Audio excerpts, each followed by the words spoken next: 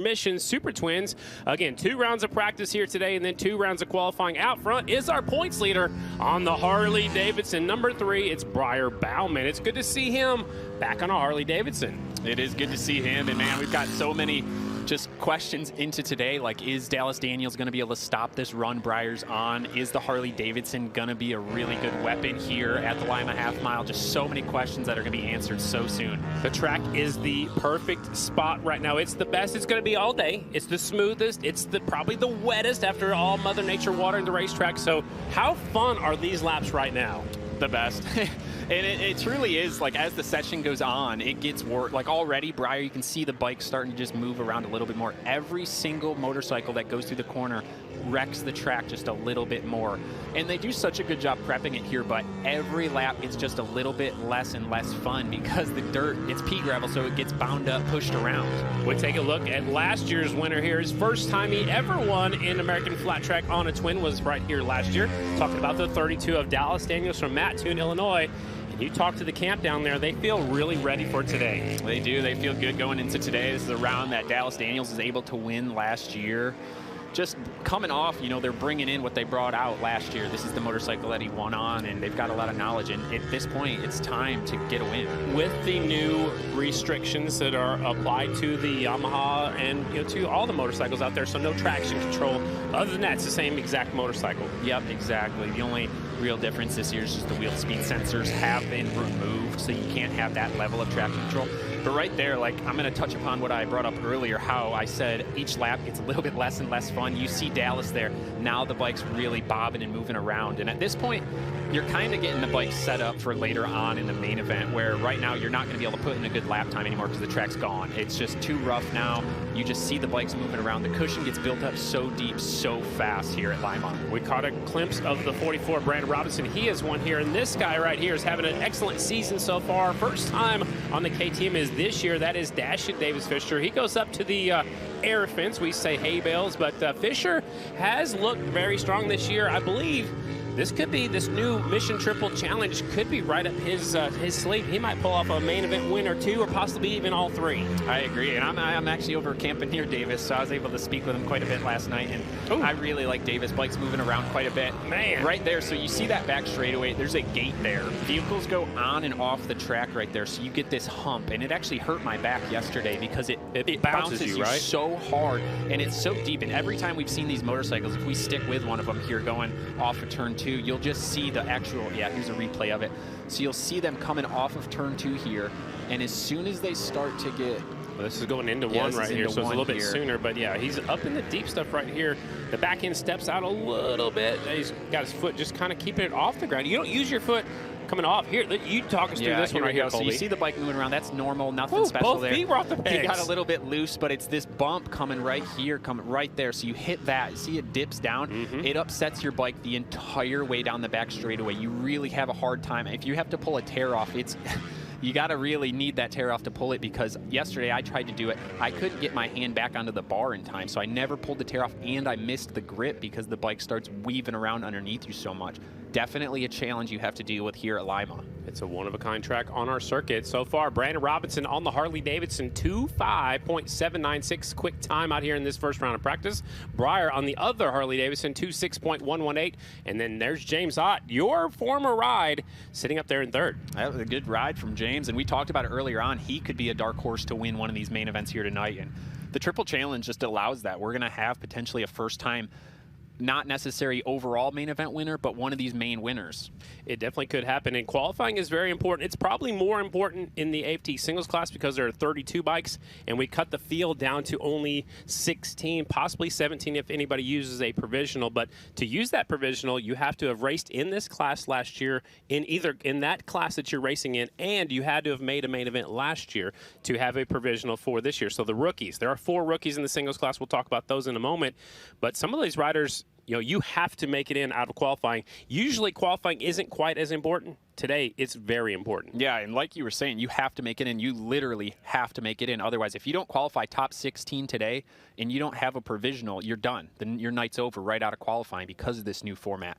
I love the new format. I think it changes it up. It adds something new. I think having a style like this has worked out well before in other forms of motorsports, so it's cool that we're trying it here in American Flat Track. And I think it's cool we're trying it here at Lima, where there's a track where you cannot follow anybody. As we're watching the slow-mo of Davis Fisher kind of bounce around, you talked about the crossing gate on the back straightaway. There's one at the end of the front straightaway as well that kind of upsets the suspension a little bit going into turn number 1. Yep. As you can see, the trucks are on the racetrack. They come out there, they drag the loose stuff back down, and then you can see there's 1, 2, 3, 5 of them out there right now. And then after they pull off, the water truck goes around, and then we send the bikes right back out. This will happen all night long tonight and tomorrow night.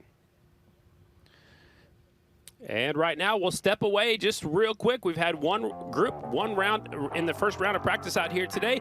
You're watching the Lima Half Mile presented by Drag Specialties.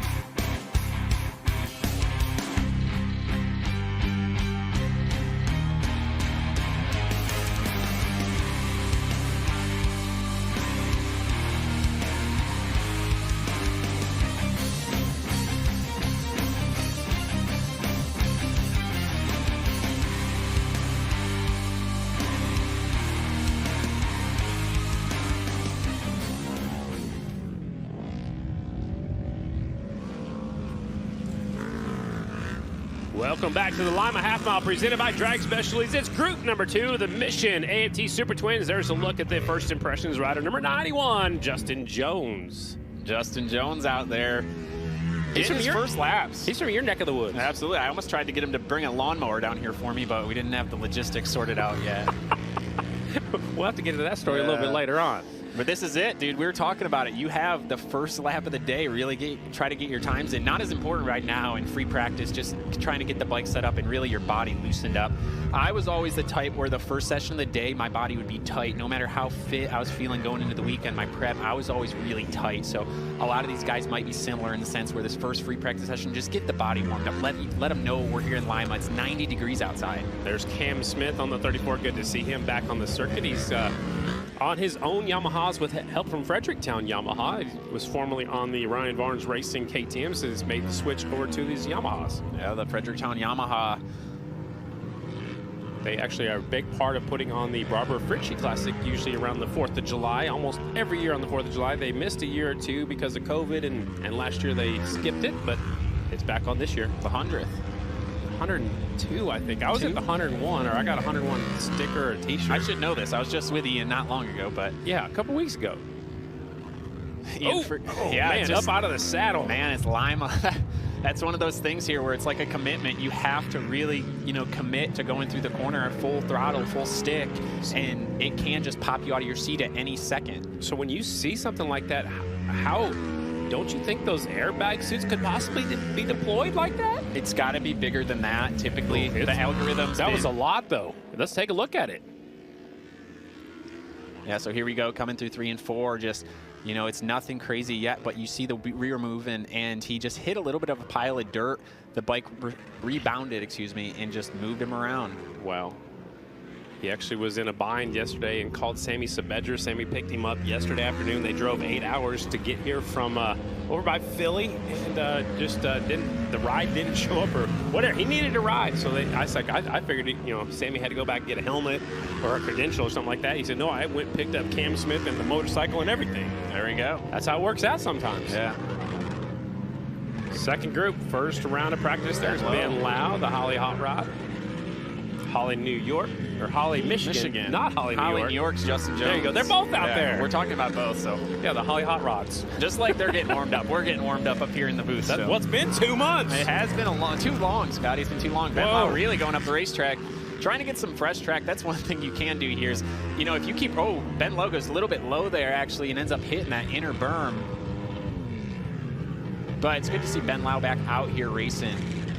Yeah, definitely. I mean, he told me earlier he wasn't committing to the whole season, but he is out there, and he's picking and choosing whichever races he wants to go to. Yeah, and he's done really well here in the past before in the production class on the XG750, so it's good to see him out here now. Looks like some of our timing and scoring kind of bounced around just a little bit. So you see the 70 bike, Declan Bender, who's now on the OTB Yamaha, filling in for Brandon Price. And I talked to him earlier.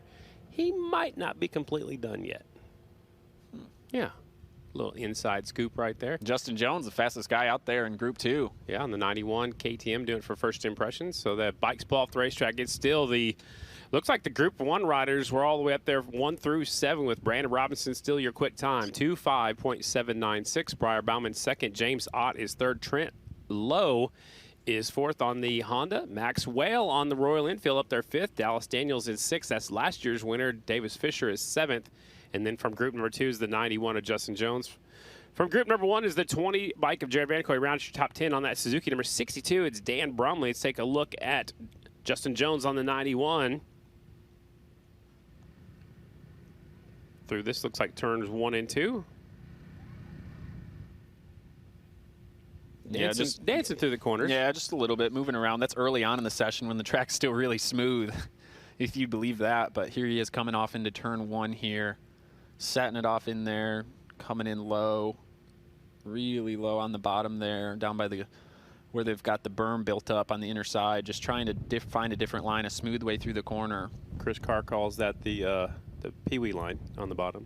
Whatever gets the job done. Sometimes it's the fastest, sometimes it's the smoothest. It's definitely the shortest. The amateur kids yesterday, the really fast ones, like Tom Drain's little brother Sam Drain, was riding around the lower line, and they were moving. So it'll be interesting to see where these AFT singles riders decide to end up. So the singles maybe take the bottom because it's a little bit shorter? Yeah, a little bit shorter around the track. It's not as thick down there as far as dirt-wise, so the engines don't have nearly as much power as those twins do, so they can't set up such extravagant lines like coming in high and shooting off low. They kind of have to go around the middle. Okay. we'll see. And they carry a lot more momentum into the corners, the Twins do. So that was the end of round number 1 for our Mission Super Twins. We have a special class here this weekend called the American V Twins. They'll be up next in 3 groups of the singles riders out there. It'll be coming up in just a little bit.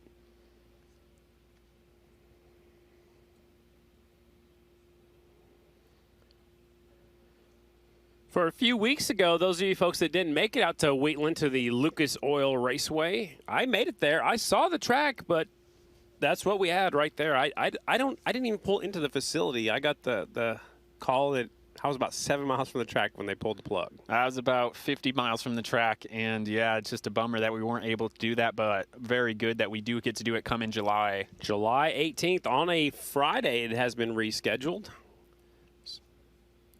Yeah, that is such a beautiful facility there. It's top notch, and you know, there's an off-road track there. There's the short track there. It's a really cool spot, kind of in the middle of Missouri. Yeah, no, it looks beautiful. When you have such a good concourse like that, just such beautiful greenery around the racetrack, it's a place that a rider wants to go, especially a new facility like that they take such pride in. Yeah, just was just way too much rain that entire week, so unfortunately they had to pull the plug, which I think was the right call because, you know, for one, if they could have got the track ready to go, could the fans have got there? Would they have came because of all the rain that was in the forecast? So unfortunately we did rain out the last round. It has been rescheduled to July the 18th, which is a Friday, so that will be next weekend. We go to DuQuoin, Illinois for the Magic Mile on July the 5th, and then just a couple weeks later we'll be back in Wheatland, Missouri for Lucas Oil Speedway. This is the first half mile of the season, Colby. So far it's been short tracks up to here. It has been quite a few short tracks up until now, but we get the historic Lima half mile. Yeah, I can't get the smile off my face. Like whether I'm racing or watching, I just know what we're going to get tonight out of these riders in this racetrack. Yeah, for sure. And you definitely don't want to follow anybody because that roost doesn't feel very good. No, I didn't get to experience any of that yesterday. Luckily, I'm bruise free, but I've definitely left here before like I got in a fight. So we're getting some messages from the other side of the truck. They say it's the bad side of the truck.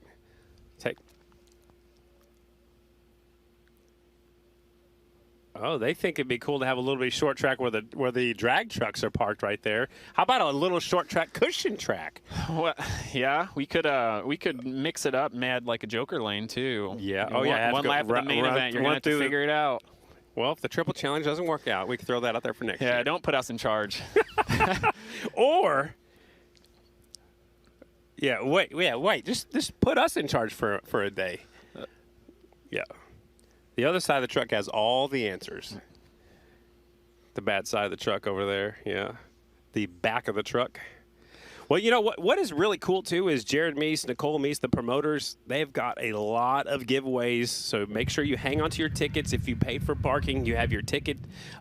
We've got Dunlop tires to give away, Motion Pro tools to give away, an LS2 helmet, some Klotz products. Drag Specialties has donated an Icon racing jacket or a riding jacket, and then the last one for that raffle is $500 cash. So everybody hang on to your tickets as you got those coming in. And also, Back on Track is here, and they actually are raffling off a Yamaha PW50.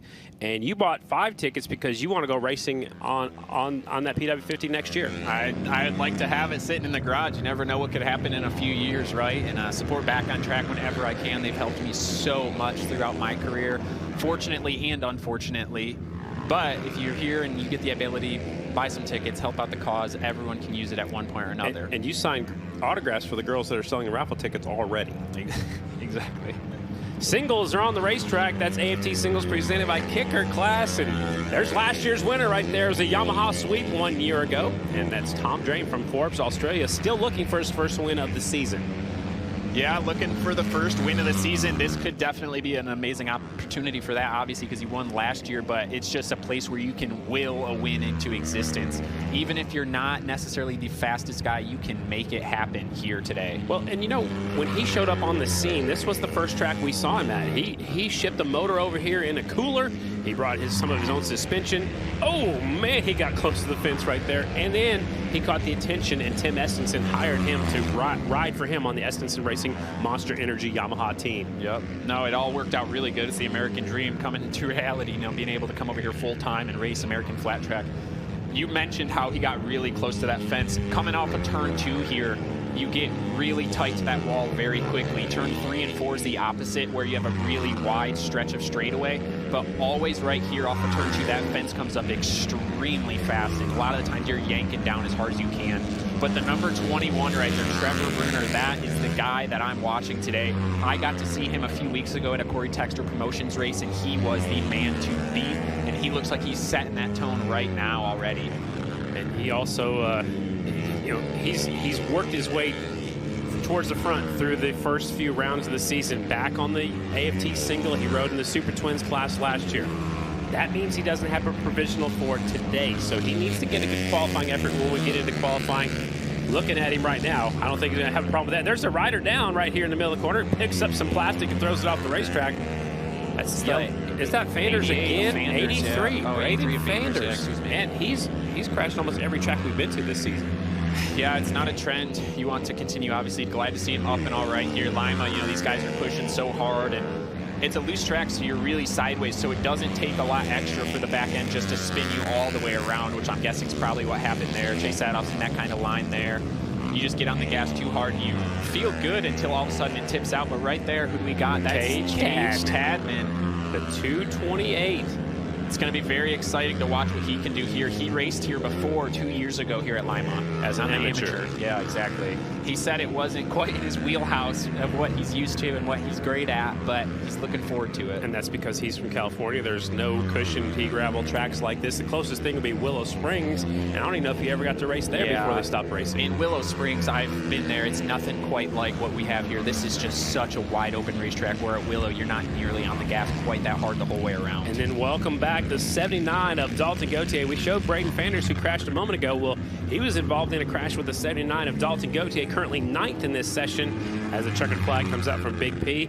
And that was a nasty crash, and Fanders was the one that took the helicopter ride, but Dalton was broke up way more than Fanders was. But welcome back to the 79 of Dalton Gauthier.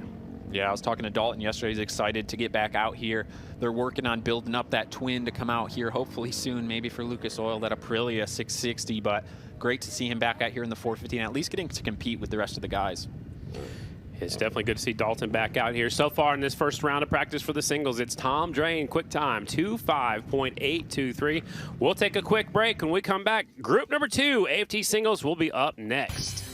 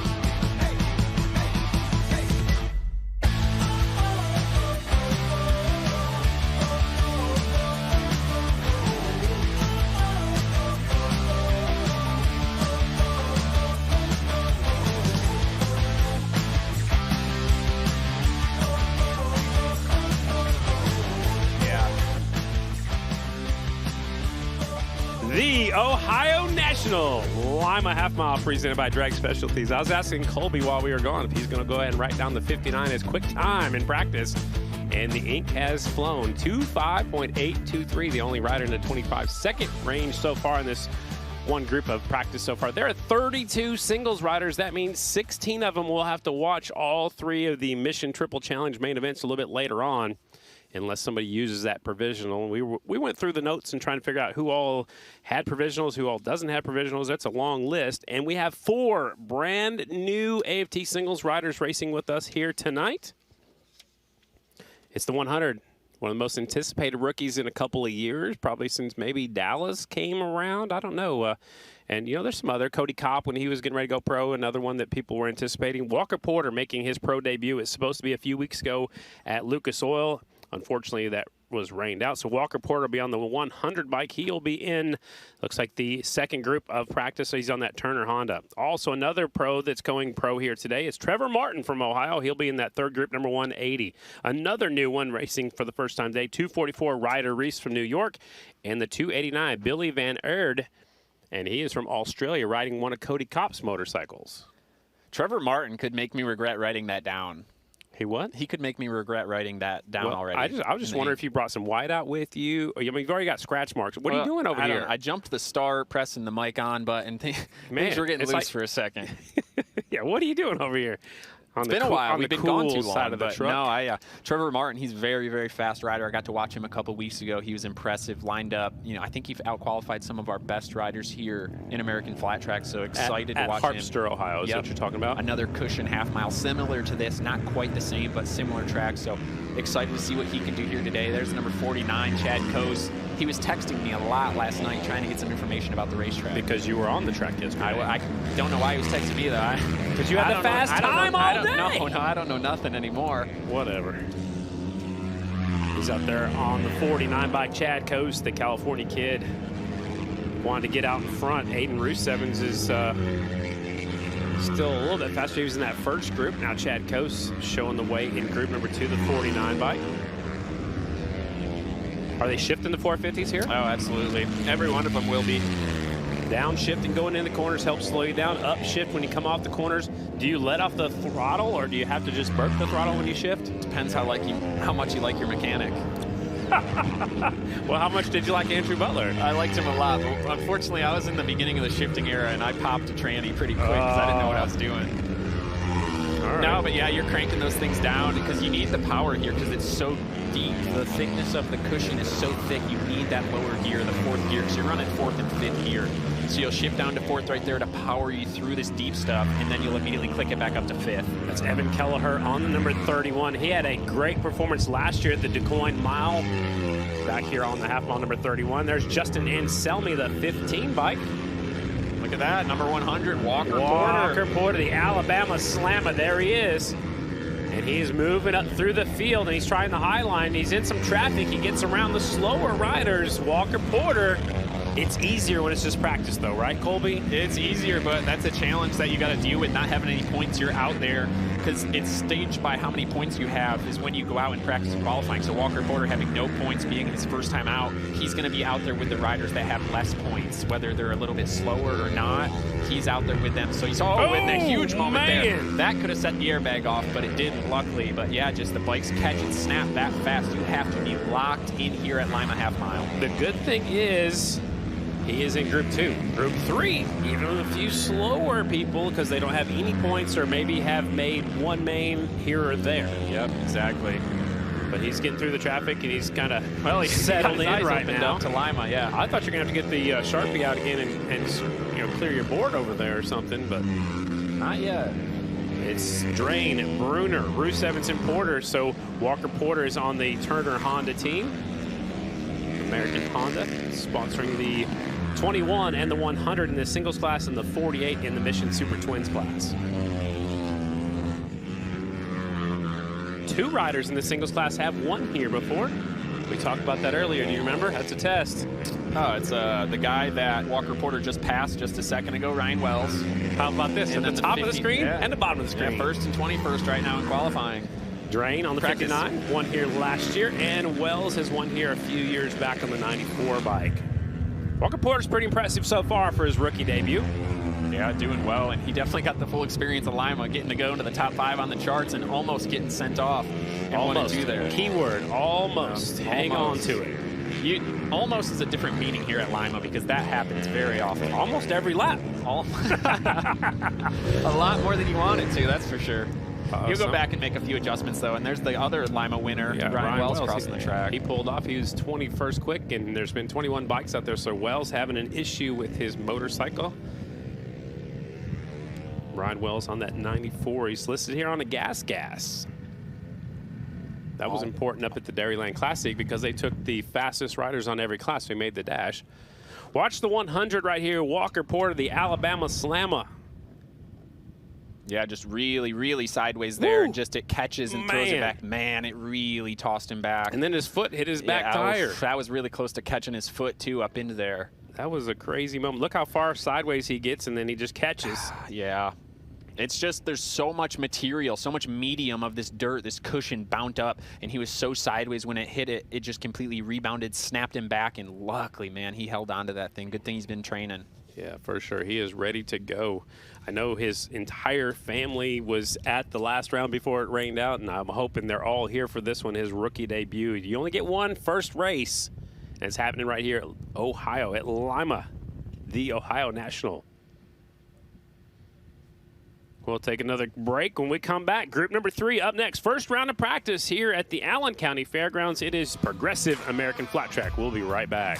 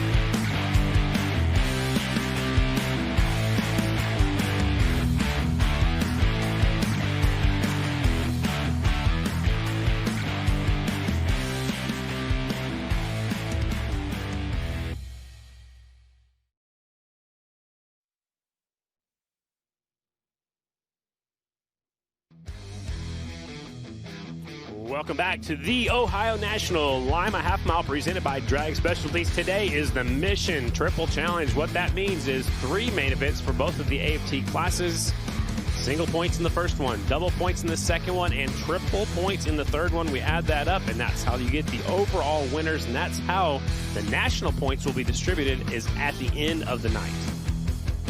Yeah, it's very, very exciting what's going to happen today. Nobody really knows. You know, you've ran simulations, you've maybe added up some different scenarios, but when it comes time, it's basically just a little bit longer of a heat race for your first main event.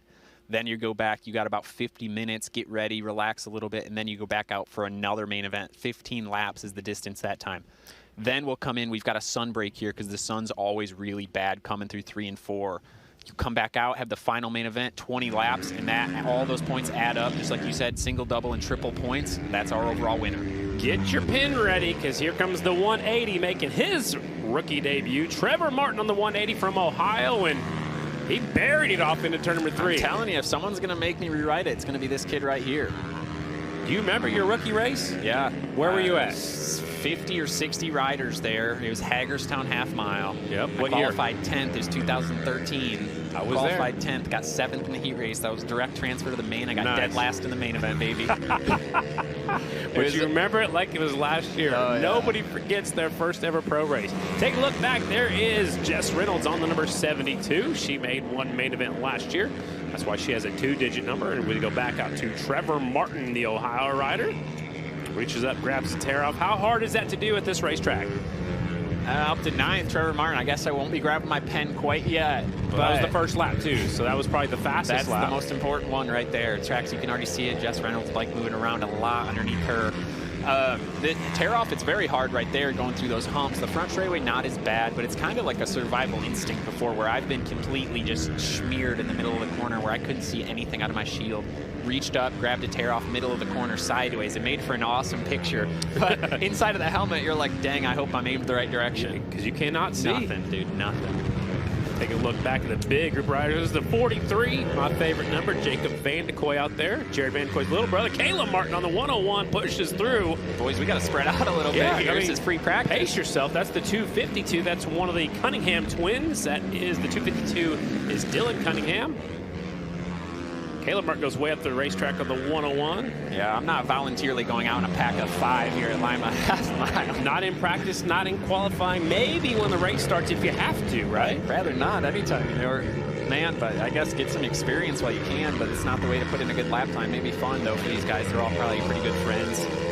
Around the same age, coming up through the ranks. You have to be 16 years old or older to go pro. Yeah, no, it'll be Trevor Martin, though, the fastest on the track right now in 9th, which is very respectable. This is his first pro race here. He's an Ohio cushion track specialist, so this is something that we would expect. And it'll be interesting to see how he progresses throughout the day. You know, he doesn't know the gearing necessarily for how deep this is, because a lot of these kids can come here and race as an amateur growing up, but the track is 100% different. It is so much deeper and rougher when you come here as a professional. Let's talk about the racetrack. I was talking to Scott Metzger, the 3rd-generation water truck driver. He said when RPM race came here earlier in the year, they've actually smoothed out the banking. It wasn't RPM, but the facility here smoothed it out. It's one banking from the bottom all the way up to the top. There was like a little bit of a shelf last few years that had built into a shelf, which gathered the deep stuff.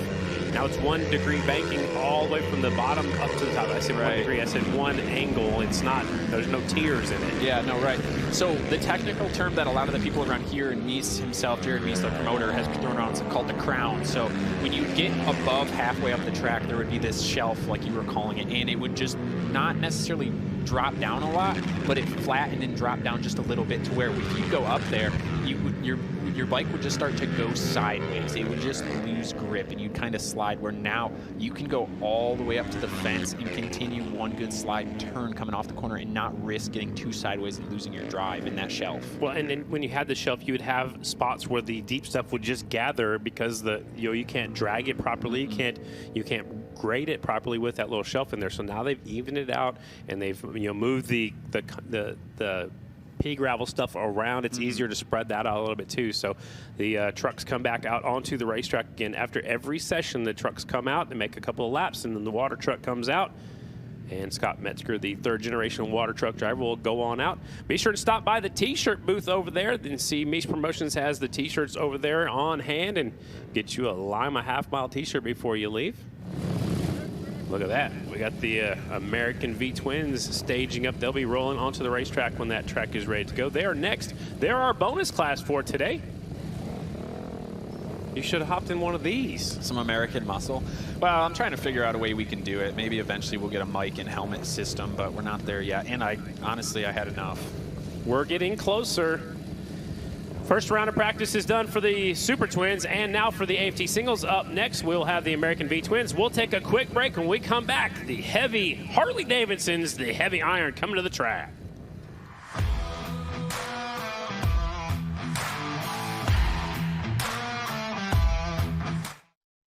Celebrate Independence Day weekend with Progressive American Flat Track. Saturday, July 5th at the iconic Memphis Shades DeCoin Mile. Non-stop entertainment for the whole family. Kids 12 and under get in free. Get your tickets now at AmericanFlatTrack.com. Kicker Performance Audio. For almost 50 years, we've been rocking the planet with our world-class product covering everything that drives you, whether in your car, truck, boat, motorcycle, side-by-side, or even on your head. Kicker Performance Audio's passion for bringing you your favorite music like you've never heard it before is what drives us. So wherever you need us, Kicker Performance Audio will be there for you. Gotta have a lucky charm when you ride, right? Makes you feel safe and protected out there. That's why I never leave home without a photo of the little ones. Bracelet from my husband. Lucky rabbit's foot. Lucky rabbit named Swoot. It's Swedish. That's a whole rabbit. Named Swoot. Well, there's really no need for a lucky charm when you ride. Not when America's #1 motorcycle insurance got your back. We're just gonna ignore the fact that Carl has a rabbit. Named Swoot.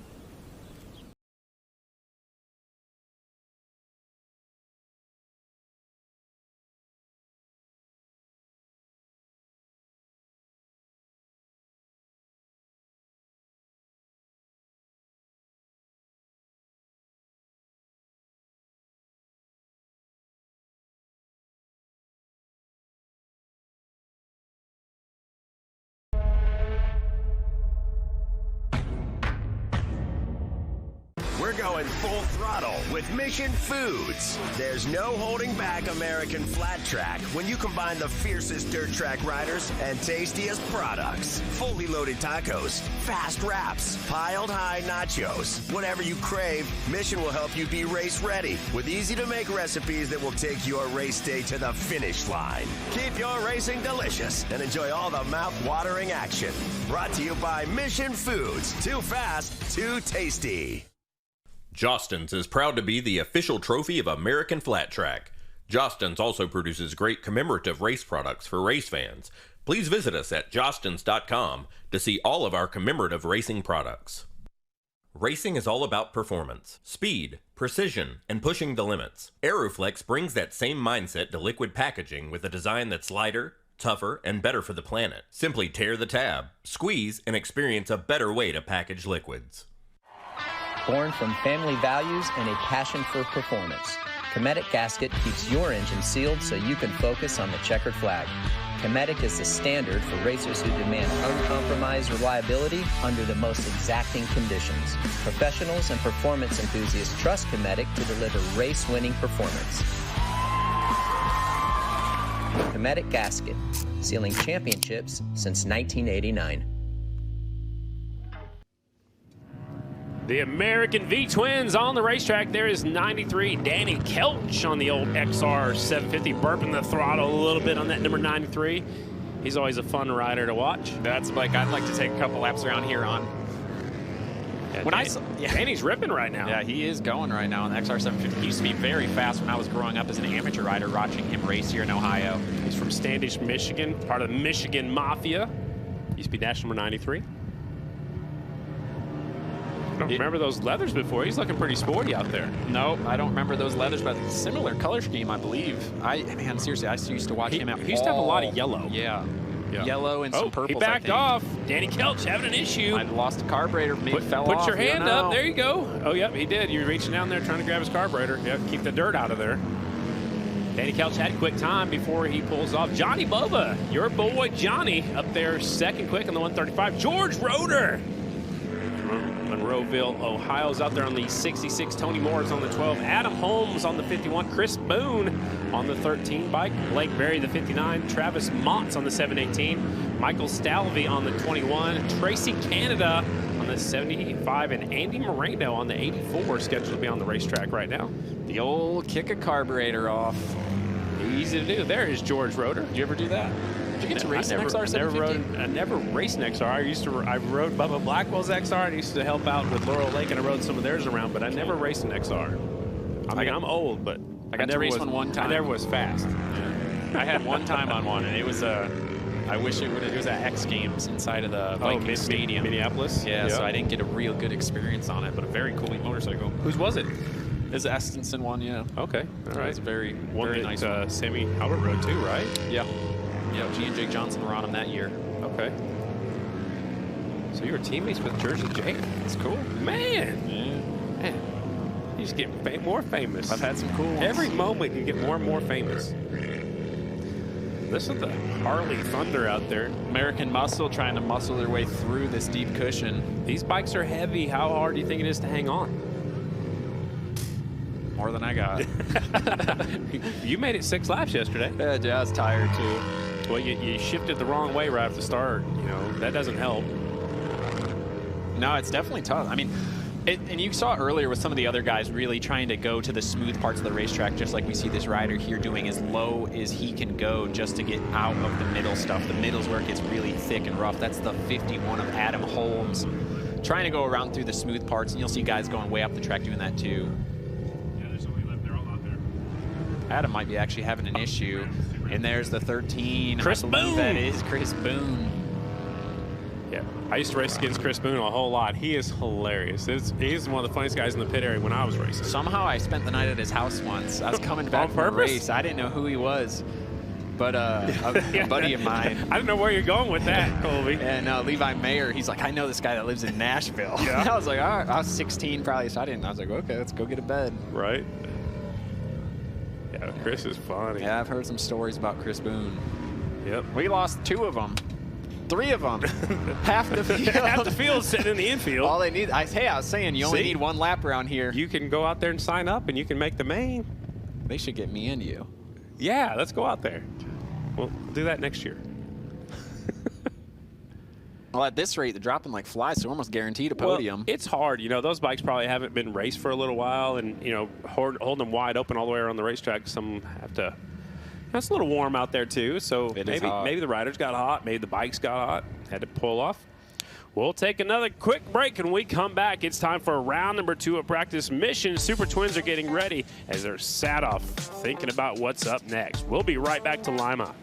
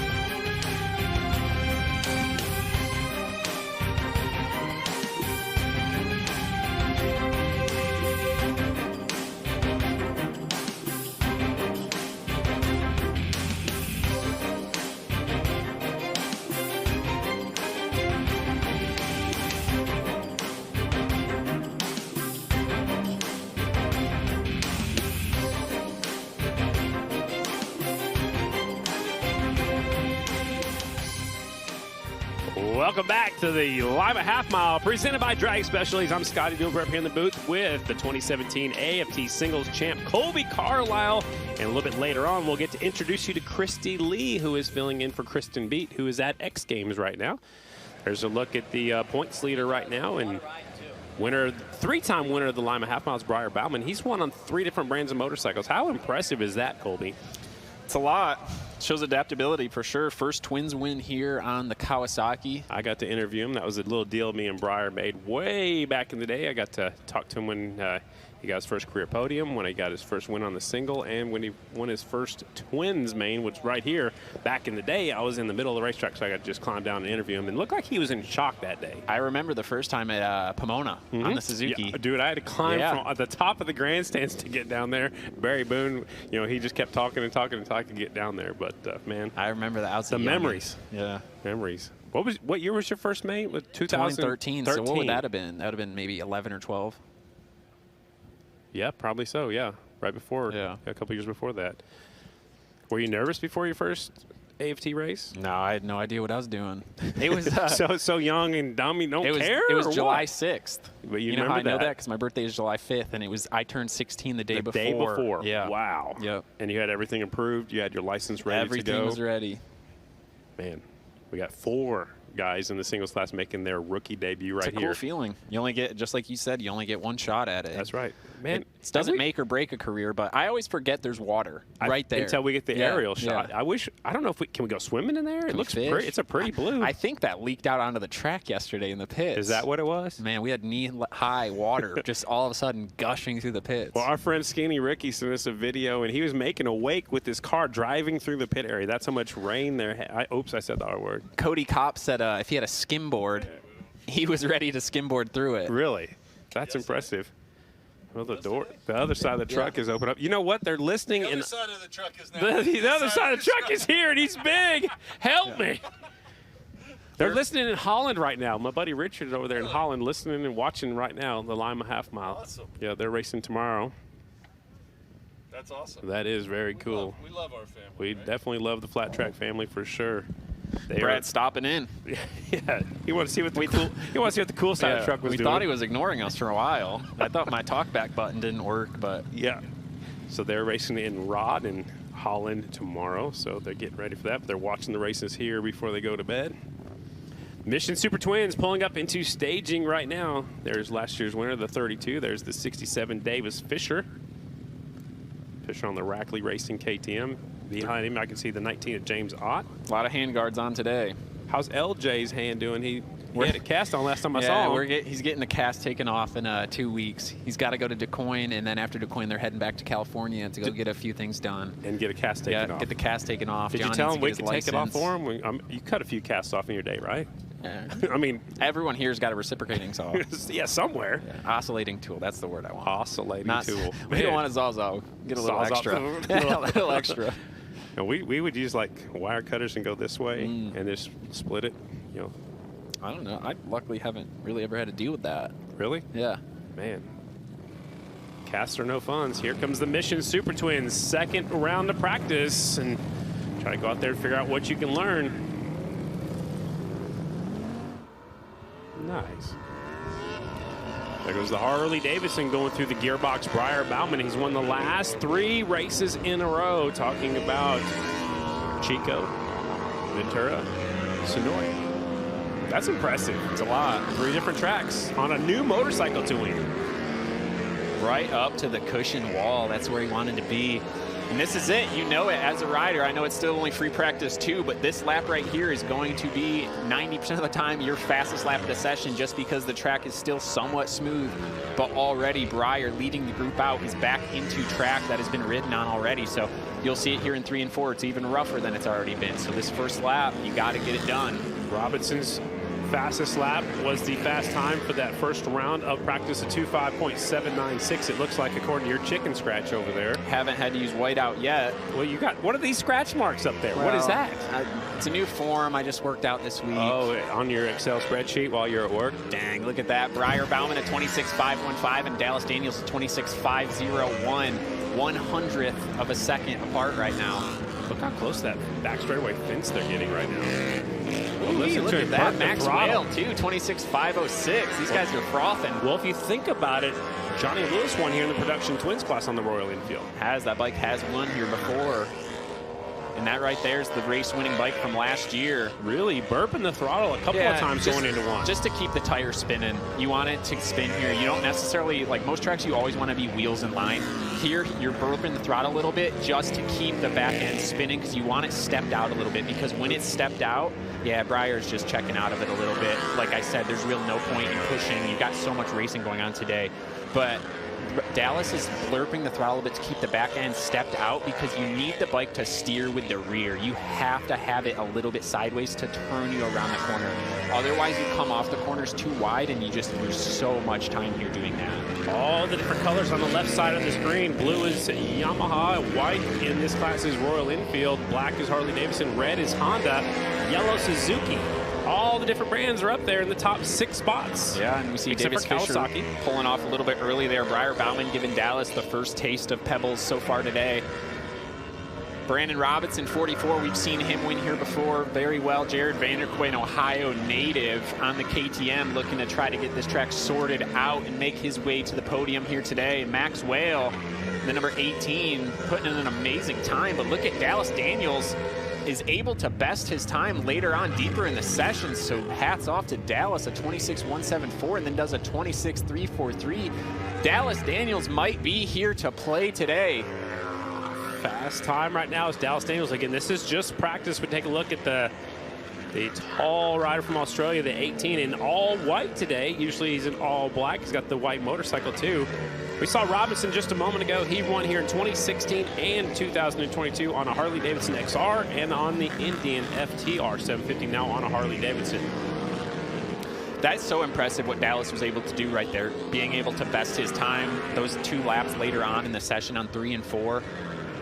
Checkered flag is out from Big P, our flagman, 26.174. There is the future Little Drain and the current race winner here. That's Tom Drain on the right. Yeah, Simon Sam Drain on the left. Also want to give a shout out to the 48. Trent Lowe putting in a good performance on that Honda. They've been working extremely hard to try to get that thing up where they want it to be and where it belongs to be. So hats off to him right now in 4th in free practice with a 26.5. What's up, Slammer? He was fast yesterday. He is so fast. Oof. And he's only 14. Oof. I'd want to get out of that class before he gets 16. Move up to the Super Twins class? Or the announcer's booth. I don't know. Somewhere. You did that. Dallas Daniels fastest in the second round of practice, 26.174 for the Estenson Monster Energy Yamaha team on the 32 bike. Maxwell, the Royal Enfield second, 26.506. Breyer Bauman on the Harley Davidson Rick Ware Racing entry, 26.515 is third. Trent Lowe on the Turner Racing American Honda entry, the 48. Trent Lowe, 26.574. And James Ott rounding out the top 5 on the G&G Yamaha number 19, 26.677. There is a look inside the Estenson pit area. They base out of a big, long semi with a great big awning. Full-time production over there. Big-time team in American Flat Track. The good thing is Dallas isn't even dirty yet. He's feeling good. He got a little bit there from Breyer for a second, but man, what an impressive feat. Like I said it a few times, just that's so, the track gets so beat up here so fast, so you have to search for a new line, and it's not always going to be the fastest line, but he was able to get it done. So, 2 times, too. On the right side screen, Tommy Hayden over there on the right. You can see the 69 of Nikki Hayden on the back of their jerseys, on the back of their team shirts. So cool they still honor Nikki. Yeah, a lot going on right there. You got the suspension guy in the back. You have an engineer sitting there. You have his crew chief, James Hart, sitting there as well. You have an electronics guy there. It's the full deal. What I like is he's showing him, telling him what he's doing, burping the throttle. He's still got that little bit of smile on his face, though, so he's having fun, right? It's going to be a good day, yeah. This is where you made your announcing debut, what, 3 years ago? 3 years ago. In Ray Rizzo's trailer. Yeah, we packed it into the wall at I-70, Missouri. I'm glad you said it that way. Yeah. And then I can't remember if I think I asked. I probably asked if I could come announce or whatever. I knee scootered my way over through the grass. Yep, we were parked outside turn 2. Today we're parked outside turn 3 and 4 in the mobile studio. Had a lot of nice, gracious fans at home giving us praise and giving me some praise for how we did that day. 3 years ago? Yeah. Yeah. Yeah, it was very fun. That was very, very fun. And from that moment on, I wanted to get in here. It just took a while. Only took 3 years. Good things happen. For those who wait. Yeah. That is Colby Carlisle up here in the booth. Don't forget, stop by and get your event T-shirts. They're just on the edge of the grandstands over there. And don't forget, hang on to your parking tickets because there are a lot of free prizes out here today from Dunlop Tires, Motion Pro Tools, LS2 Helmets, Klotz Products. Drag Specialties are going to be handing off an Icon race street riding jacket and $500 cash. That is from Meese Promotions. If you get lucky and if you win one of those prizes, pick it up at the T-shirt booth at the end of the grandstands. We'll have 2 breaks in the action. We're scheduled for about 5:40, somewhere right around there, until about 6:30 at 6:30's opening ceremonies. Then a little bit later on, we'll have a second break in the action to let the sun set, let you go back into the pit area for just a little bit, and then we'll get into the rest of the main events. It's the first ever Mission Triple Challenge out here today. 3 main events for both of the AFT classes. Single points in that first one, double points in the second one, triple points in the third one. How you qualify will get you into main event number 1. How you finish main event will get you your starting spot for main event number 2. And how you finish main event number 2 will get you your starting spot for main event number 3. There's a look from up above. The T-shirt booth is on the other side of the grandstand, so that'll be the north side of the grandstands. Seems like a lot of fans come into the pits here, probably maybe more so than some of the other tracks, as it's easy to get to right at the end of the grandstands, don't you think? Yeah, I think so. It's cool to see because there's so much more bike work going on here, where at some of the other racetracks, you kind of just set your bike up and just leave it there, where here you're constantly cleaning and taking things apart and making sure a rock didn't hit anything or crack anything. So a lot of extra bike work goes on here at Lima. And that's why a lot of them are taped up. You tape up your helmets, you put hand guards on. Some people put tapes on their rims, you tape up your plastic, you tape up your paint Did you ever put any cardboard in your leathers? I did. Yeah. I never had an air suit, so I put cardboard in. I didn't run a lot of pea gravel tracks growing up in Oklahoma. I think we went out to Illinois and some of the Ohio tracks when I was younger, but yeah, it was full-on motocross or like cross-country hand guards, and then cardboard in the chest and sometimes on the left arm a little bit. Look, Jones is feeling sporty, pulling the front wheel in the front straightaway. Yeah, just lean that weight back a little bit and let her dig, and there we go. Jones, this is what he's able to do. He was in 9th, I believe, in the first session. That was a good lap time for Justin. Yeah, we got Pork Chop here pulling it up on the front straightaway, putting it up on the back wheel. Feeling a little sporty. Yeah. Justin Jones from New York. He was feeling good. I talked to him earlier. He had a big smile. I mean, he's always got a smile on his face, but let's see what he's able to do here on this first lap around. First lap, the quick time in practice right now, 2:06.17 for the second round. He moves up to 9th, 2:07.275, so about a second off of Dallas.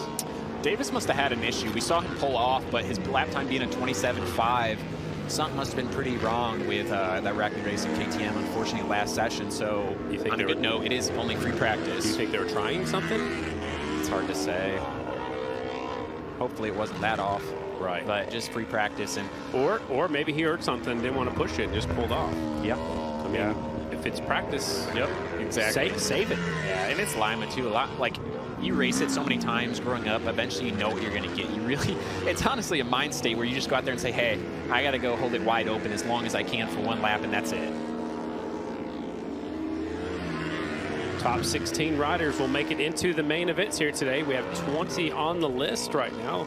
I had 19 on my list, so somehow we've added one to the list. Looks like Robinson may have sat out that first or that second practice session. He was supposed to be in that first group, and I did not see him. He was not lined up next to Davis going out there. Yeah, in the front row. There's Cam Smith, the 34. That's something that we need to talk about. These guys have not raced the Harley-Davidson XG 750 on this hot of a day on a track this hard, this many main event laps. And wide open almost all the way around. Exactly. It pulls the deep stuff on the racetrack, drags those motors down. It's harder on the motorcycles, I think, than being on a groove track and hooked up and just grabbing a handful. Well, there's so much rev limiter here too. You're running such a high RPM. You're running that 11,000, 12,000 RPM for so long because on these twins, you do not shift them. So you need to be at your 8,000, 9,000 RPM mark right here, where typically on a clay track, you're closer to 7,000 revs. So you're on the rev limiter right there already. So the whole next 2 seconds, you're on the rev limiter, which is like 11, 12,000 RPMs. So these motors are turning more RPMs harder than they do the rest of the year. A little bit of puff of smoke when the 25 let off the throttle. I wasn't going to say it. Hopefully it's nothing big time. What I like right now, Colby, is the top four different brands of motorcycles. I love when we get to say that this year. And actually, if you go to 6, there's 5 different brands in the top 6. Logan McGrain up to 8th. That makes 7. That's another different brand up in the top 7. That's, what, 6 different brands in the top 7. And then we got a gaggle of Kawasaki's back there between 13th and 19th. Yeah, it's interesting. I wonder why Brandon Robinson elected to not go out on the racetrack. It is free practice too, and like I said, you don't necessarily learn a whole lot here. It's just kind of one of those things where you know you got what to do when you get out there. Check him out. He's got his number plate on his little scooter going through the pit area. That was group number 2, Mission AFT Super Twins. Their practice is all done. The next time we see them on the racetrack will be qualifying. Oh, Declan Bender getting a push back on the OTB number 70 Yamaha. Justin Jones goes back to the pit area.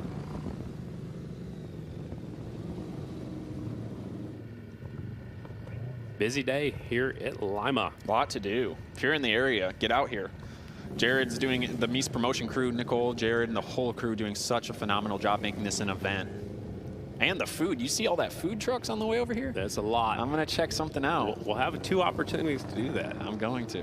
All right, there goes Logan Eisenhower, the 66. The 11, Daniel Poole. 22 was Mitch Harvitt. 99, Kevin Stallings. Good to see him back on the circuit. Logan Eisenhower was out there in the 66. Billy Ross with the 29. There's a few guys that can use their provisionals. The rest are going to have to make their way in. We'll take another quick break. When we come back, AFT Singles, presented by Kicker, will be coming to the racetrack in just a moment. We'll be right back.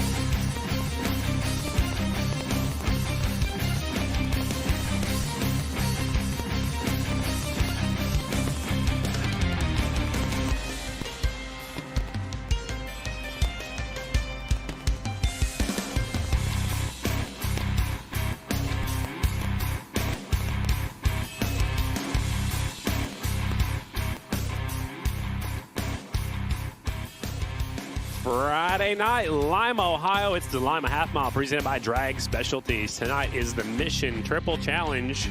Had a few people asking what the fastest times were so far in the Super Twins class. The first round, it was Brandon Robinson with a 2:5.796. In the second round of practice, it was Dallas Daniels 2:6.174. Now we shift gears to the AFT singles class. And that class is presented by Kicker Performance Audio.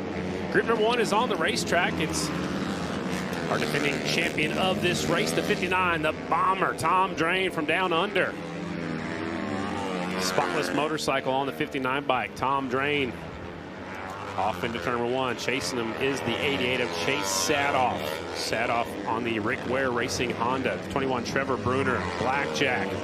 Good for Turner Honda. 75, Terrence Santero. 26, Aiden Roos Evans. Aiden's been working with Jeffrey Carver Jr. They've been training a whole lot, trying to get the 26 dialed in for the second part of the season. Cage Tadman's on the 228. Evan Renshaw is the 65. 83, Braden Fanders. 63 is the Jet, Jared Lowe. 24, Showtime, Hunter Bauer. 79 is Go Time. That is Dalton Gauthier. Welcome back to American Flat Track. Trevor Bruner right to the top, grabbing down a 26.286. These guys are within 1/100th of a second of the Twins class. Just goes to show the different variety of motorcycles. And even though the Twins have so much more power than these 450s, the 450 motocross style machines handle these bumps so well. And good view here, Trevor Bruner going up the inside of Chase Sadoff. These two guys will be battling a little bit later on, I think. Oh, absolutely. Yeah, I'm excited to see what Trevor, he hasn't had that breakout ride yet this year that he's needed, and I think tonight could be the night, this weekend. I believe it's going to be an amazing opportunity for him. How hard is it to go from all the horsepower on the Super Twins class now on a 450 single? How hard, you get used to those. Oh, Bruner goes down into one. That is 21, Trevor Bruner throws it down, just loses it. Watch out, trying to get out of the way. There you go, stay down behind the motorcycle. That's what my dad always taught me, stay out of harm's way. Now the red flag's coming out, so yeah, you want to just low-sided it, going there into one. But stay behind that motorcycle, because you're looking out for yourself, but if the next rider hits you, it's not good for either of you. If it's the motorcycle, it's better for you. But yeah, just low-sided going to one. Is the back end locked up? You think it locked? Well, let's take a look at it here. So he just got passed by Sadoff in the previous corner. He went a little bit high, and then right here he goes in. He hits that little bump through the gate right there. You see it. He sets off into the corner, and it came around quick. Yeah, it did looks like lock the back up. end is locked it locked up. Yeah. But with a slipper clutch, it's not supposed to do that, right? You think the brake's locked up? I'm not sure. Yeah, no, I don't. So you don't necessarily need a slipper clutch anymore in the rule book. Okay. It's optional at this point. I think I would use one, don't you think? I always liked one. It's odd that even with a slipper clutch in there, it can still lock up. Okay.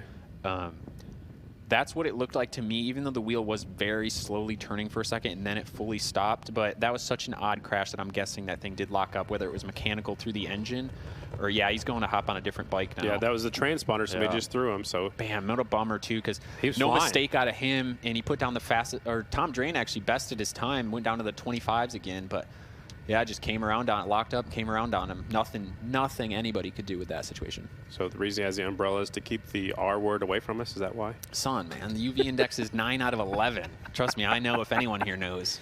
All right, Mr. Paleskin. Nick Henderson on the left right there. They'll go back and hop on the backup bike. It looks like that's where they're headed. They did throw the transponder from the primary bike to the backup bike, so it definitely must have a motorcycle issue. Yeah. Firing it back up. And the good thing is it's only practice, so he doesn't have to get right back out there. But I think if I could get a lap or two on my practice bike, I would. Yeah, good thing is, too, I mean, he did end up going down, but it was at the best spot possible for someone that, like, in the middle of the corner, it can snap on you. Down the straightaway, someone could go into the back of you. So just not a great situation, but it came out all right. Tom Drain putting in that 25.8. That is so fast out here. 0.4 of a second faster than what Bruner was able to do. Bruce Evans up to third, and you'd mentioned slightly, I raced with Carver, Jeffrey Carver, national number 23 yesterday. He's been spending a ton of time testing out Aiden Bruce Evans' motorcycle. And that's good. I mean, if you don't have anybody like that in your corner, you don't know what you're missing, but you throw somebody that's raced for a living out there to let them ride your bike, help you set that up. Yeah. I think that's huge. Yeah, and another pair of eyes and, you know, a feel of the motorcycle, because you can always think it goes one way, and that's one thing that I think the Estenson team's done it.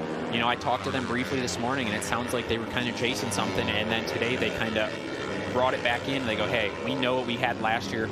Let's try it again. But they're a good view at Cage Tadman, the hottest AFC singles rider out of the past couple of rounds, hasn't lost yet. Ooh, did you see he reached up and grabbed it? Looked like maybe one or two tear-offs. Maybe there wasn't any tear-offs. Maybe he wiped it on the last one. I think he was. I mean, he's deep in it, but look at him going up against number 88, Chase Sadoff, one of the fastest riders here at Lima Half Mile.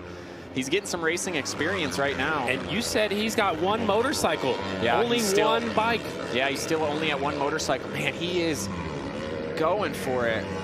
Kind of reminds me when Shayna Texter Bauman came out here and skimmed across the top of the bumps. He's so small and so light. He really leans off the side of it and lets the bike kind of, like, it honestly looks like it's about to come around on him at times when you're watching him from the low point. But, man, he's giving Chase Sadoff everything right now. Checkered flag is out. What a good battle right there between Cage Tadman, the 228, and the 88, Chase Sadoff.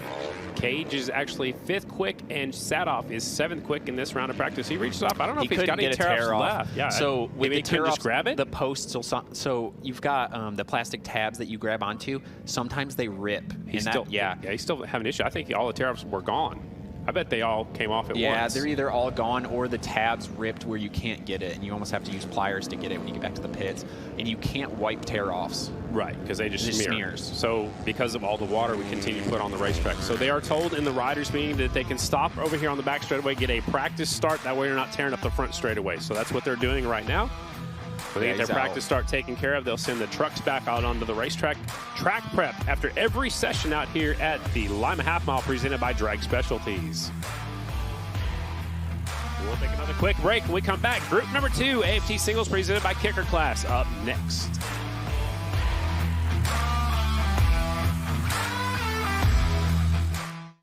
Cometic Gasket is the official gasket of 10-time American Flat Track National Champion Jared Meese. For decades, champions in AFT have trusted Cometic to seal their engines. Cometic gaskets are the professional standard for racers who demand the best. Learn more at Cometic.com. Cometic Gasket, sealing championships since 1989. Drag Specialties, a major sponsor of today's action, welcomes Lima race fans. At Drag Specialties, our commitment to riding is a way of life. When you're ready to tackle maintenance or add performance and style to your ride, make your first stop to a local dealer who stocks products from Drag Specialties. Drag Specialties. Enjoy the races. LS2 Helmets is proud to be a part of today's Lima half-mile doubleheader. Trusted by top riders around the globe, LS2 brings cutting-edge technology, lightweight comfort, and championship-level protection to the track. Whether you're in the stands or on the track, ride with confidence. Ride with LS2.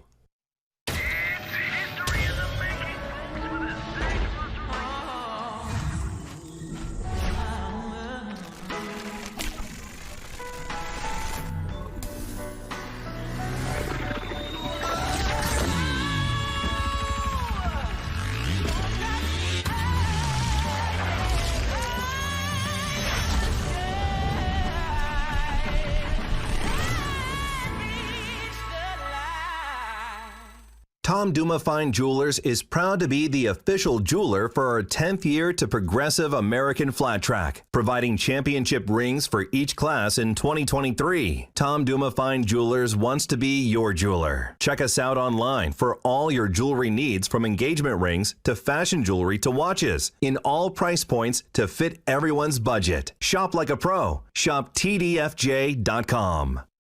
Freedom on the road starts with the right coverage. That's why so many riders depend on Progressive, America's #1 motorcycle insurer.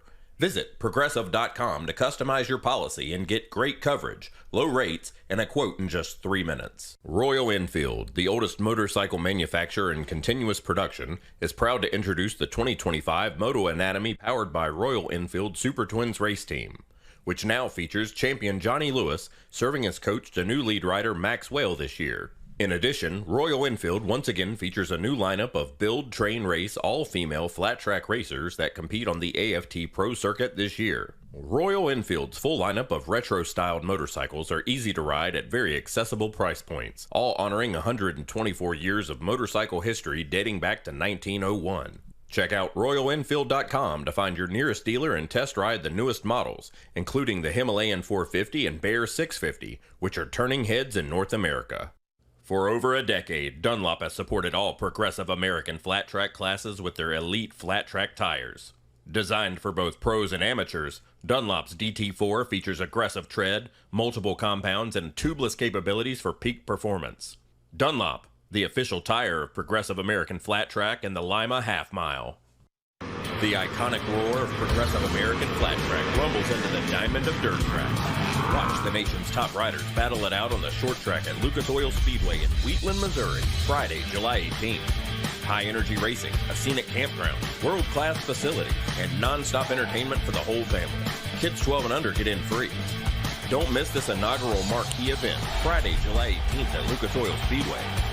Get your tickets now at AmericanFlatTrack.com.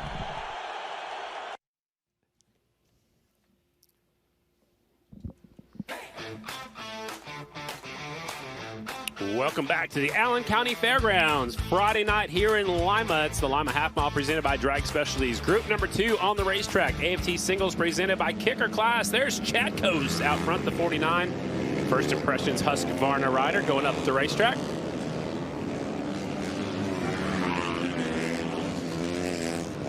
He's all taped up. You can't even tell what kind of bike that is with all that tape on it. Gotta guess. Got a lot of colors there. Blue, yellow, white. Yeah. You can definitely tell it's Chad Coase, though. California kid. Fremont, California rider, lives in Florida now.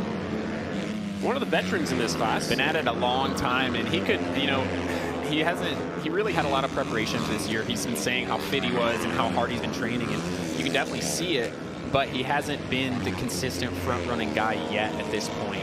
Chad Coase actually won in the production twins class here back in 2019. I was in that race. It was a day race. We laid it to us the next day. Yeah, the Sunday laid it to us. You let him do that? I didn't want to, but look at that. The 100 Walker Porter says, I'm going to follow it up, go up to third right now with a 26.349. If you're Walker, your teammate may have had a mechanical issue. Are you worried about that at all? No, I don't think so. Okay. Too young, not even thinking about that at all, I wouldn't think. Yeah, I just wouldn't think about it too much, especially on these 450 motorcycles. They're so reliable, typically. You know, we're stringing them out so much on these racetracks to try to get them as fast as they can.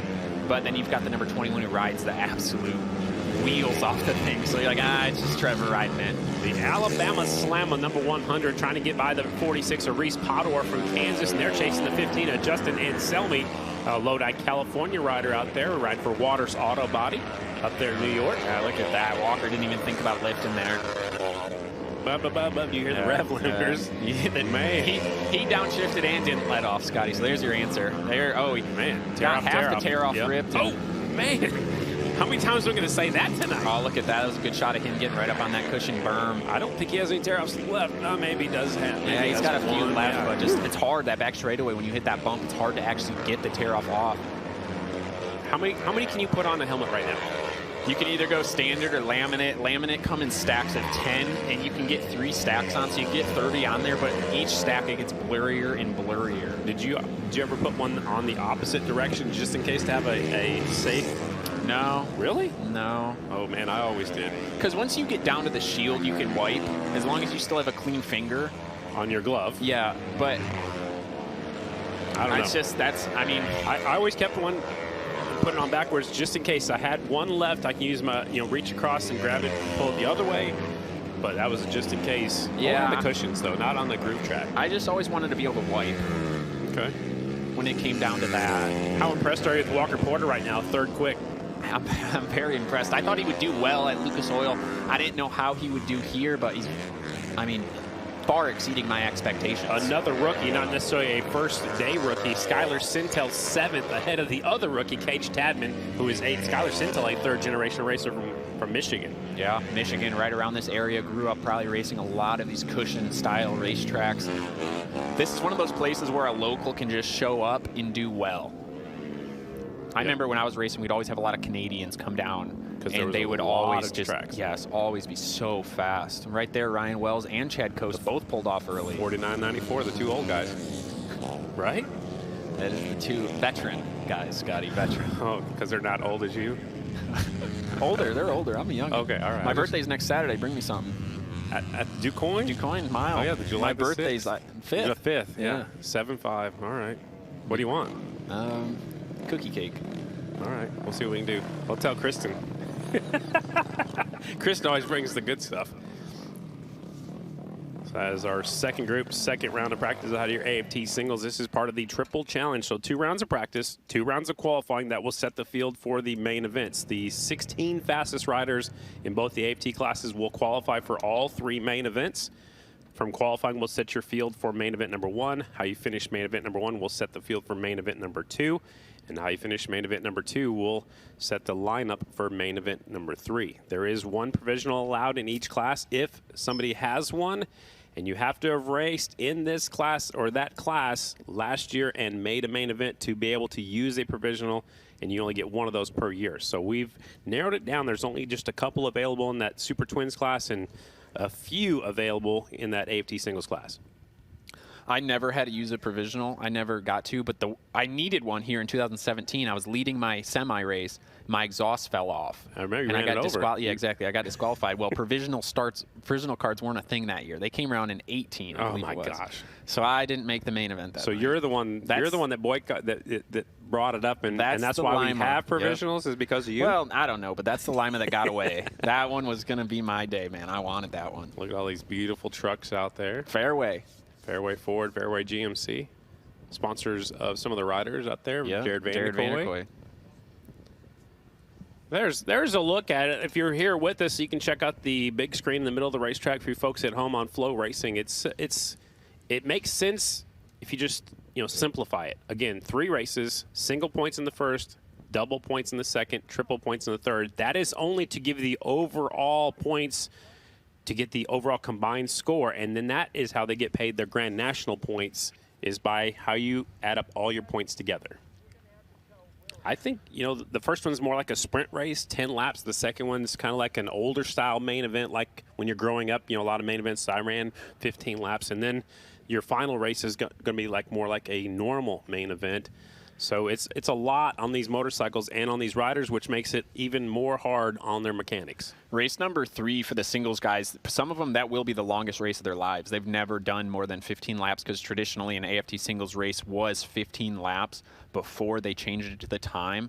So 20 laps is an extra 5 laps, and at Lima, every lap matters, man. At the end, your tongue's dragging a little bit. I always had to do a lot of self-motivation, just come on, Colby, keep pushing just a little bit longer, and you better have been doing your training. This shows here. And one thing, these riders now that are on the circuit, they're used to seeing that time clock. There's no time clock out there to watch it when it's ticking down. You could see that as a rider when you went across the start-finish line. Oh, I've got 3 minutes left. I can make that. Unless you're counting laps every time, which there's way too much going on in your head to count laps, you just got to push it as hard as you can. Look for that halfway flag. Look for the 2-lap-to-go signal. And, stay out of the roost. That's the biggest key out here at Lima. Absolutely. It's going to be a challenge. I liked the clock a lot. When it changed to that, I relied on it, and you could really plan a lot of things out with that. Would you look at it every lap or every other lap? Or situational, yeah, but I would look at it quite a bit. Well, you pace yourself off of especially that. when you get by a rider, because then you'll have some clear ground. You'll look how far the next guy's in front of you, and you'll see, okay, I have X amount of time to get up to him. Group number 3 of the AFT singles getting ready to roll out there. Another brand new rookie, Trevor Martin from Ohio, is on the 180. Jess Reynolds on the 72. Tyler Cunningham and his twin brother Dylan Cunningham, 225, 252. Van Erd on the 289 riding one of Cody Kopp's motorcycles. Kill switch, Jacob Bandicoot on the 43. Caleb Martin on the 101. Colby Giamari on the 137. Aiden Brown from Walton, Kentucky on the 23. And Ryder Reese, his brand first ever race. He's from New York. He's on the 244. Those are riders scheduled for group number 3. Here they come. Final round of practice for your AFT singles class. Brad Jones is here. Brad Jones is stopping by a lot today. I think he wants our spot. He doesn't win. Hey, that guy right there, number 180, he might take this top spot. Look how high he is right off the bat. Now he squares off the corner a little bit, shooting off the bottom of the racetrack. The 180 on the gas right now. Trevor Martin, rookie debut. He was just so impressive at the last race that I was at, the Corey Textor Promotions race. He was just on the gas, and he fast qualified over Breyer Bauman and a lot of these guys. But you see how hung out, just a little too far hung out there. And right behind him, is that the new guy, Billy Van Erd?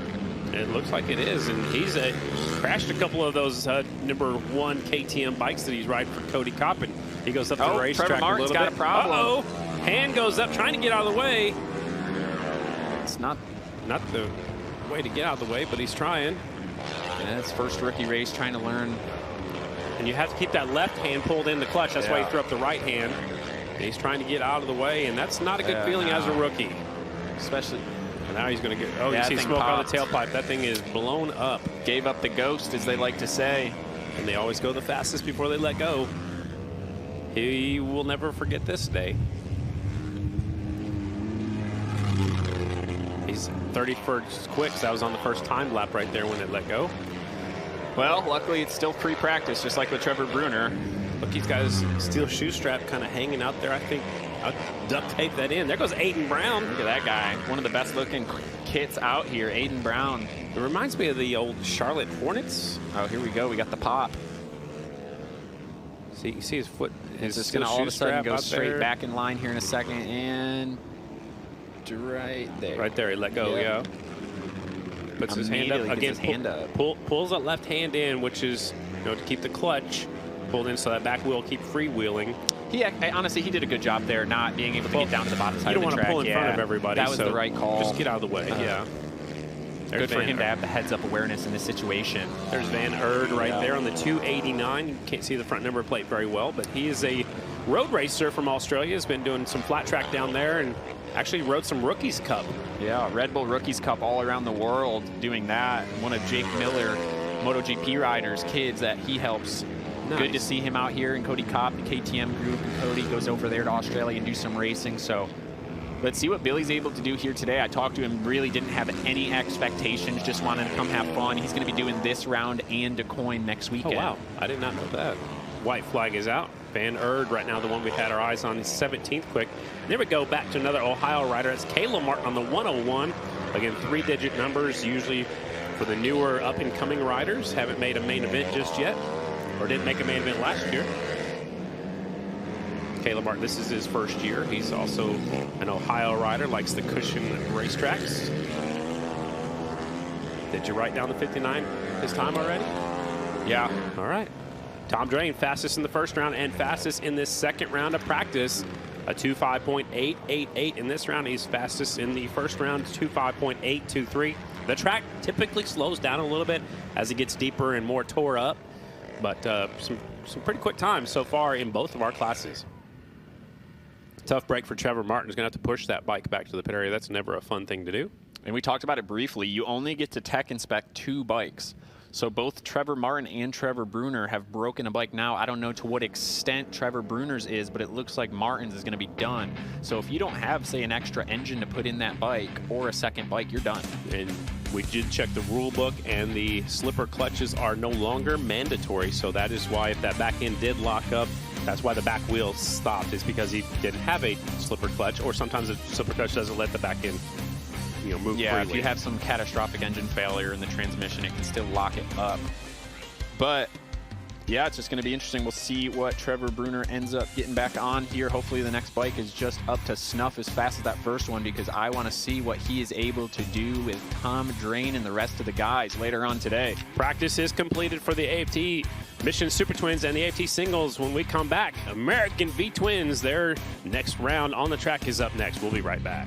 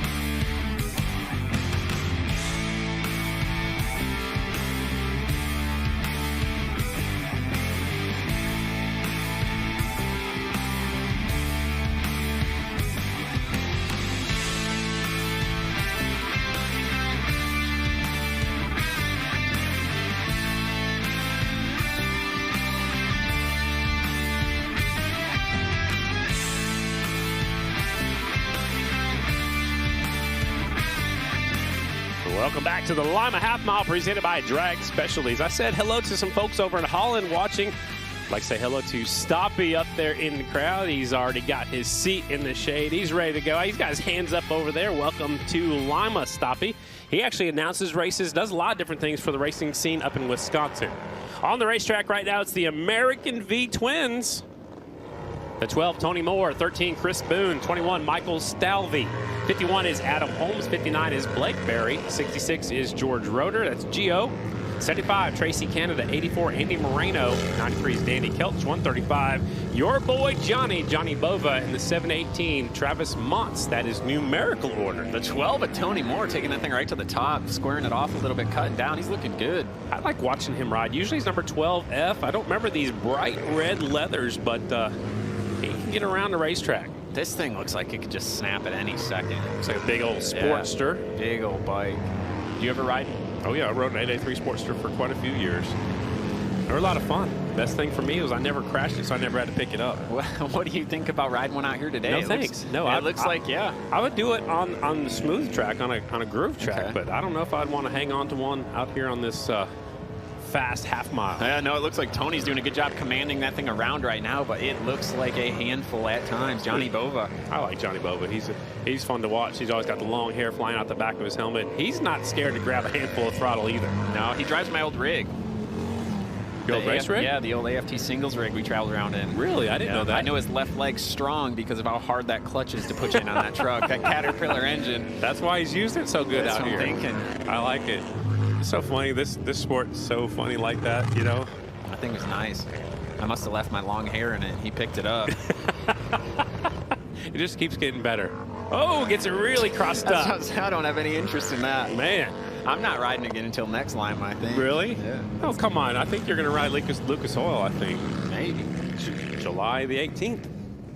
Oh, they're going way up to the racetrack. Way up to the air fence over here. Johnny wants it, and he doesn't even choose to take a tear off, just wipes it. George Roeder, quickest so far on the 66 from Monroeville, Ohio. George Roeder, they put on a race at Wauseon, Ohio. Unfortunately, it's the same day as Lucas Oil this year.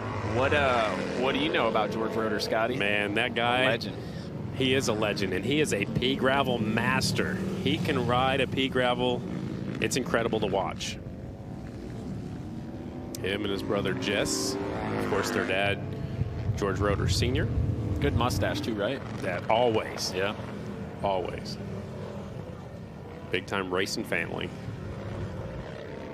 Danny Kelch right now only 7,000ths off from Roeder. I didn't even see him out there yet. I thought he had mechanical in that first round. I wasn't sure if he's going to come back out for this second round. This is actually this is their qualifying actually for the American V Twins. So this will set the field for. Help set their field. There's actually 2 rounds of qualifying. They'll set their field for their heat race. 1 heat race, 1 main event for the American V Twins. Yeah, we haven't seen Roeder or Kelch yet in this session, but Bova's looking really good. I can only think, I mean, the amount of physical strength that it takes to muscle this big of a motorcycle around, how hard this track is I was sore this morning after 6 laps. Really? Yeah. On a twin. You're right, that's even lighter than these bikes. And probably a little bit more horsepower to come off the corners a little easy. Maybe easier to ride. Yeah, for sure. Better suspension, easier to ride. It just looks like these things are so there's heavy. Roeder right there in the infield. That's why we didn't see him. He's got quick time, but he did not complete all the laps. You think we got some strategies going, Scotty? You know, throw in a quick time and save it? The energy, maybe. I don't know. Wells has been on that both times. Well, he probably only has 1 motorcycle, too. We talked about that with Cage Tadman. So if you only have 1 bike, you don't want it to hurt it. George Roeder, quickest here in qualifying round 1. The 66 bike, again, didn't complete all the laps. 2:08.147. And it's a doubleheader, too, so that is another thing you got to think about, is not abusing the motorcycles. And tomorrow we also have the hand shift class 2 tomorrow. Is that right? I believe so. I believe that's what it is. Right. Those guys were going yesterday around here.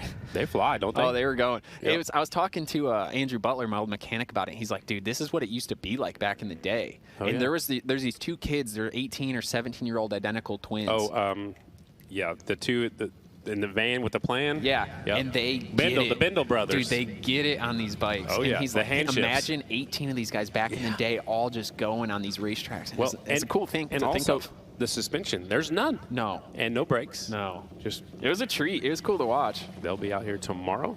There's 13 Chris Boone. They're taking them back to the pit area right now. This is the American V-Twin. That was their qualifying session. George Roeder quickest, 2:08.147. Danny Kelch on the XR, 2:08.154. Johnny Bova, we had the eyes on him most of that round, the 135, 2:08.691. Tony Moore on the 12 was 4th, and Adam Holmes is 5th. But Adam Holmes, unfortunately, is walking his way back through the mud. That thing was underwater yesterday in the middle of the racetrack. Oh, there's a river flowing through the pits. It was crazy. I mean, seriously, it was up to your knees on some people. Yeah, we saw the wakes going through the pit area. The Fairway Ford, Fairway GMC trucks are out there, dragging the loose stuff back down the racetrack. And then when the drags pull off, the water truck goes right back out there. Scott Metzger behind the wheels of the water truck. That was qualifying for your first round for the American V Twins. Up next will be qualifying round 1 for the Mission AFT Twins. And, you know, this is when it starts ramping up a little bit, Colby. I think, you know, it's the qualifying will be a little bit more important in the singles class because there's 32, only 16 go. But it's very important for the Super Twins. You don't want to start behind people. You want to get there and start as close to the front as you can. Oh, yeah, you have to qualify top 8. I was talking to a few riders about it. The importance of being on the front row at Lima is critical because you're, 1, you're going to get absolutely roosted coming from the back, and 2, that just as soon as you start in the back, the guy who gets the whole shot, he's going to start to break away immediately, get away from you. And at that point, to be able to catch up, you're starting to have to saw people's front ends off. You're going back and forth battling. That allows the guy in front to go even further out. Very true. That's Colby Carlisle up here, and they're dragging the loose stuff back down the racetrack. Be sure to hang on to your tickets from when you came into the racetrack if you paid for parking. There's a lot of good prizes. We'll be raffling them off all throughout the night. Jared Meese will do the first raffle during our first opening ceremonies, actually. That'll be for some Dunlop tires. A little bit later will be some Motion Pro tools. After that, an LS2 helmet. Klotz Products, Drag Specialties has donated an Icon motorcycle jacket. And then the last raffle for the folks here at the Lima Half Mile will be for $500 cash. And then also, don't forget to get your raffle tickets from Back on Track. They're actually raffling off a brand new Yamaha PW50. You can pick that up right here tonight. There's no oil or gas in it, so you can throw it in your car if you need to. I had a motorcycle frame in my back seat all the way here from Lucas Oil. I delivered it today. So I know a Yamaha PW50 can fit in the back seat of a car. Well, I bought some tickets, and I'm hoping to put it in my basement on the shelf. Put number 36 on it? Or number 1? We'll leave it there for a while. Let it incubate. In case. You never know. In case you need one. You never know. You're getting married pretty soon. Look at that shelf right there. Oh, you're changing the subject. No, but you can see in there the line coming into the corner. You can see where it gets from light to dark. That's where the cushion is, that wall of cushion. The trucks have pulled off. So they're really smoothing out the bottom half, but you can see the top half of the racetrack is as thick and rough as ever. And deep. Not really doing much with that yet. So the criticalness of making sure you get the bike turned and not getting up into that deep stuff is very important right now. Do you think the color of the racetrack is different? I think I remember in years past it was a lot lighter colored, like on the inside of that back straightaway. Like you can see it's lighter down there. Is the color changed? Have we gone through a different phase of the racetrack? I think it's just your eyes and your age, Scotty. Thanks, Colby. Appreciate it.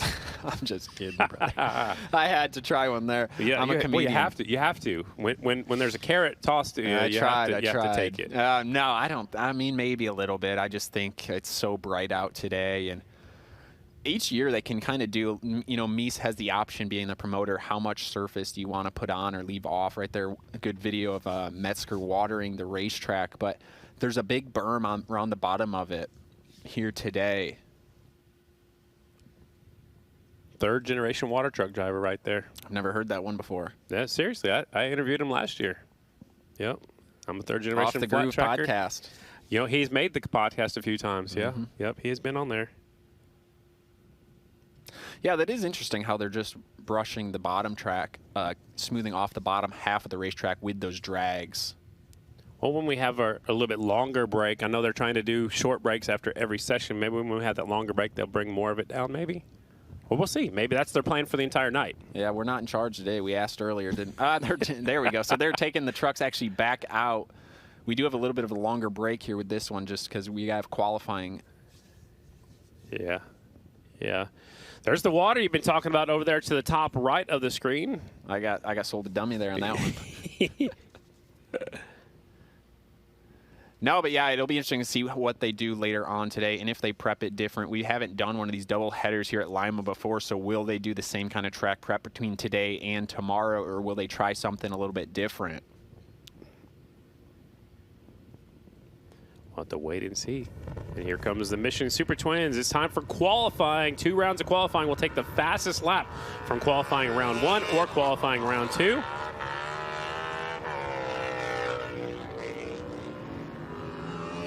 Yeah, Briar Bauman, we talked about the importance of this first lap here. They're going to go through 3 and 4, pick up the green flag, and that is when qualifying officially will start. Dallas Daniels was the guy who was able to top his time deeper on in the session, so hats off to him, but that's not something that happens very easily or often here in Lima. So right now, Briar Bauman passes the green. He's going to have to get it going. Elects to go low. Very low, drifts up a little bit, not into the deep stuff yet. I liked the way that corner shaped off for him. Wheelies over that bump a little bit. Briar nice. with a little strategy there, Scotty. That was nice. I like he's going in really low down here in 3-4. Just trying different things right now. First lap's usually the fastest. This is qualifying. Round number 1, Mission AFT Super Twins across the start-finish line for the 3-bike. He finished up 5th here last year. He's won here 3 times on 3 different brands of motorcycles. His front end looked really good and compliant too. The way he's coming into the corner, he's setting the bike in there, and his front end's kind of going under just a little bit to scrub off a tish of speed. But it's going to be Dallas Daniels with that first lap, the fast lap so far at a 26.454. Not quite as fast as what he did earlier on. Brandon Robinson second. Briar Bauman in 4th right now, sitting at a 26.8. How about Max Whale up there, the Royal Enfield, 3rd quick. We've seen this, though, multiple times so far this year with Briar Bauman in his qualifying positions, struggling a little bit earlier on in the day, but when it comes main event time, it's time to get it on. But Dan Bromley, Scotty. How about Bromley, the Suzuki, up to 2nd? There's a lot of money up for grabs today, and we know Bromley loves to get a little bit of that. We definitely know that. We haven't even brought that up yet. If you win Mission Super Twins main event number 1, you get $2,500 from Mission. If you win Mission main event number 2 in the Triple Challenge, you get $5,000. And then, of course, the overall payout. Yeah, overall payout. So you can take home a lot of money. There are no challenge races here today. We will have 2 challenge races tomorrow, 1 in each class. There's Robinson, the 2-time Lima half-mile winner. And that, maybe you were right, Scotty. Maybe he did just sit out FP2 to save the motorcycle in the body. I'm pretty sure he did. Yeah, I mean, you know what to do. He went out there. He's already at 3rd place in time. There's a good shot there of the 19 James Ott. They're going 3 wide. Here comes Bromley, 62. Time to thread the needle. The only Suzuki out in the field. In either class. 26.540. That's a good lap time out of Bromley. They're really close to Daniels. Daniels not able to do what he did in FP2 yet. Bromley's so low, man. Even in the dry stuff, so low. Trying to get by your old motorcycle, your old ride, the G&G Yamaha number 19. Here comes Bromley sneaking a peek up the inside. This isn't what you want. You get this kind of a frustrating spot to be in for a guy like Bromley because, yeah, being stuck behind someone in qualifying here at Lima with the importance, it's so extremely frustrating. Exactly. I wasn't going to try not to step on your toes right there, but it is qualifying. You got to get by him. You got to do it right now. You're going to do something like that. You don't want to saw someone's front end off like that, but this is professional racing. This is qualifying. And it kind of sends a message too, like, hey, get out of my way. I'm coming. Checkered flag is out. The 32 quick time. That's Dallas Daniels, 26.454. That is quick time so far, round 1. I like the new numbers on the 62 too. Those are new this year. Yeah, you could there's a little attitude right there out of the 62. The way he just swiped that shield off, you could tell he's a little frustrated. Well, yeah, he's caught up to some other guys and couldn't get past him. He's still 2nd quick. He doesn't know he's 2nd quick. So usually there's a big screen on the front straightaway that you can look over and see what spot you're in. Yep. A few times I'd look over and wouldn't see the name on the board. Wasn't great. Oh, that's not a good feeling. But if Bromley looks over, you guarantee, yeah. So here's a good shot of him cutting off James Ott trying to get by. Oh my goodness. He was committed to that. Let off. Yeah, if I was Ott, I probably wouldn't be super thrilled about that one. Maybe it wasn't as close as it looked on camera, but it looked pretty good. We were coming to the checkered flag, and man, whew, that shows it's serious. Qualifying, it is serious out here. This is for front row spots in the first main event of the day, Scotty. Yeah, and that will set the tone for the rest of the night, too. Love the action. And like you said, send a message. Yeah, yeah, it will. But James Ott, he's so confident this year, that's not going to send anything to him. No, that's all right. Yeah. We'll take a quick break. When we come back, group number 2, Mission AFT Super Twins qualifying has begun out here. Group 2 is up next. We'll be right back to Lima.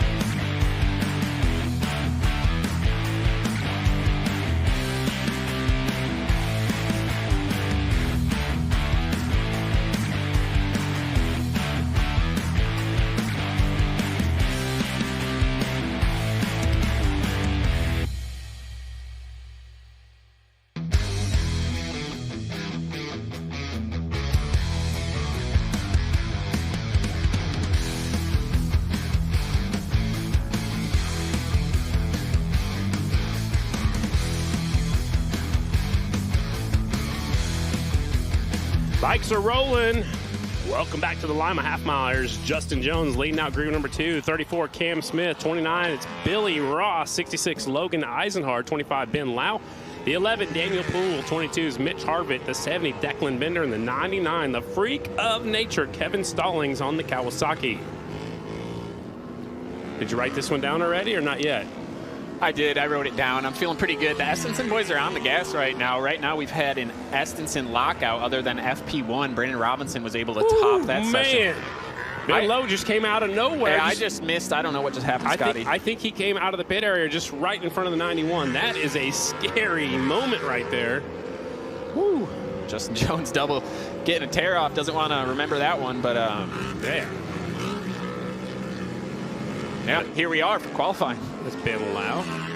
Looks like he might be on his own motorcycle. He does ride for Rackley Racing. Has actually helped develop that KTM that Davis Fisher is riding. And let's take a look at the replay. Yeah, the 25 came out onto the racetrack very late, and the 91 just blasts right past him. Yeah, it's neither here nor there now. And then gets roosted really bad right there. Ben Lau, yeah, he is riding his own Yamaha motorcycle. Rackley Racing on the chest, though. Big teammates with the 67 Yep, did Fisher. a lot that of pit together. development. Davis was on the Indians in the previous years, and Ben spent time developing those KTMs. Now Davis gets to reap the rewards from Ben's hard work. Well, Ben's out there, but hasn't got any times just yet, unless they haven't updated for us. Now they get updated. Up to 10th. All right, so he's 10th. Oh, he's tracked down the 91. Yeah, Justin Jones not able to go forward yet. That clean bike's getting ready to get dirty. He's been out front every session so far, which is good if you're going fast, right? Yeah, he's off the pace a little bit in this one. Back in 15, this is the worst session he's had so far today. So maybe this is the best case scenario to have Ben passing because they're running very different lines. Ben's coming in lower. He's not going to be able to do it now because Jones is going to race him a little bit. Well, and like you said, it might open up the eyes of the 91 bike. Yeah, it's going to frustrate Ben. He's completely covered. You can see, he can barely see out of the right side of the shield there. Needs to get a tear off. But yeah, his line coming into one here is a lot lower, drifting up through the center, but not coming out super high. Justin's struggling right now with it. You think struggling with the setup or struggling with finding the line? I think probably the line choice and how he's riding, because the bike doesn't look bad. And this place, he's not up in this deep stuff, but it does not take long for this to wear your body down, Scotty, and it's hot. I mean, it's 90 degrees out today. Especially for people that don't run the circuit all year long, like the 25 of Ben Lau. Yeah.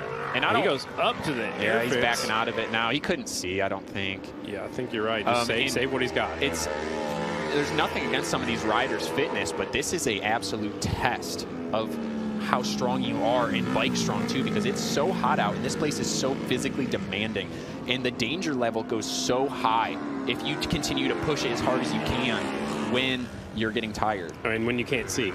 That too. Yeah. Checkered flag is out. Did catch a little glimpse right there. The Kawasaki mounted rider number 29, Billy Ross, goes all the way up to 8th in that session. That was a good run for Billy. Yeah, but I don't think there's anything wrong with doing your first 2 laps as hard as you can, as long as you're happy with them, and then elect to either just pull right off to the infield or back out of it for the rest of the session. Save it for later. Yep. We got a big night and big weekend. We're doing double headers. Nobody knows, right? Nobody knows what's going to happen tonight. It looked like, is Ben Lau's shield off of his helmet? It looked like it right there. I didn't. Yeah, it looks like something's dangling off. Maybe the side piece. I think the shield came off. Yeah, there it is. Yep, that's why he pulled off. I guess that'd be a good reason to do it. All right, we'll take another quick break. When we come back, qualifying round number 1 for the AFT Singles up next.